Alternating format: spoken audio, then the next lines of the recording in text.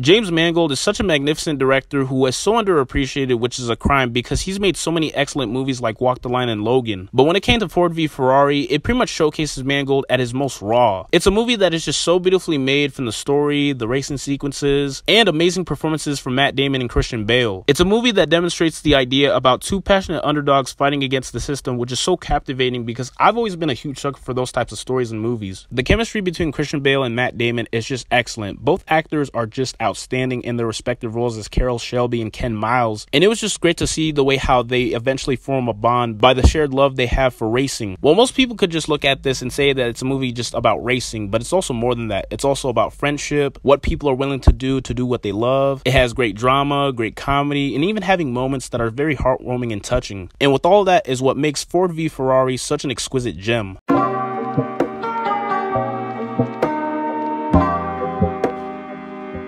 Now, I remember having a blast watching Once Upon a Time in Hollywood on opening night because it was just thoroughly entertaining. And while sure, there were some things about this movie that I was very critical about, but nonetheless, it was still enjoyable. I could really tell that this was Quentin Tarantino's love letter to filmmaking because the way how he took viewers through an odyssey of what life was like during Hollywood's golden era. It was so engaging with its immersive environment and a cast full of very colorful characters. It's definitely one of Tarantino's best looking movies because the cinematography looks visually stunning, and as you expect from Tarantino, the dialogue is sharp, comedy that is spot on, and great performances from Leonardo DiCaprio and Brad Pitt. I absolutely loved the bromance between DiCaprio and Pitt. They were at the top of their game with their amazing chemistry, especially Brad Pitt. He's definitely the show stealer as Cliff Booth, and even Margot Robbie, who was just absolutely mesmerizing as Sharon Tate. And while most of her screen time did felt very limited, she definitely made the most of what she was given. Once Upon a Time in Hollywood may not be one of Quentin Tarantino's strongest efforts, but it's definitely one of his movies that I just love rewatching time and time again.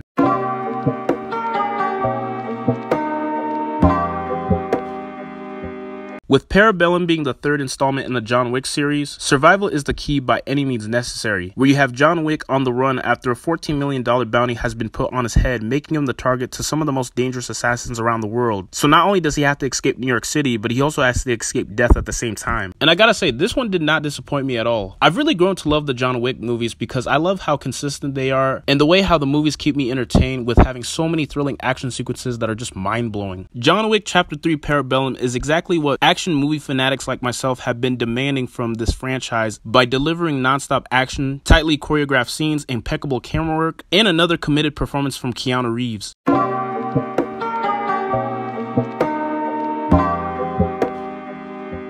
Now, I'm not gonna lie, I remember being excited for Toy Story 4, but at the same time, I kind of had my doubts because I thought it should have sucked on paper. Plus, Toy Story 3, I felt was like the more ideal conclusion to the franchise, so I was really asking myself, like, do we really need another Toy Story movie? Is this very necessary? But then I watched it, and surprisingly, I ended up loving it. I think it's probably the best looking movie of the Toy Story franchise because I gotta say, the visuals look absolutely gorgeous. The storytelling is brilliant, the pacing was excellent, and I thought the execution overall was just pure gold. Toy Story 4 finds death in the story of Woody that draws the franchise into more focus and gives it the proper send-off that I never knew that I wanted. And I love the idea of Woody crossing paths with his old lover Bo Peep. Plus, Toy Story 4 also had new fresh characters like Forky, who was just absolutely charming, Gabby, who might be the most sympathetic villain in all of Pixar, Bunny and Duck, who I thought made a very hilarious duo, and my personal favorite of them all, Duke Kaboom, voiced by the legend himself, Keanu Reeves.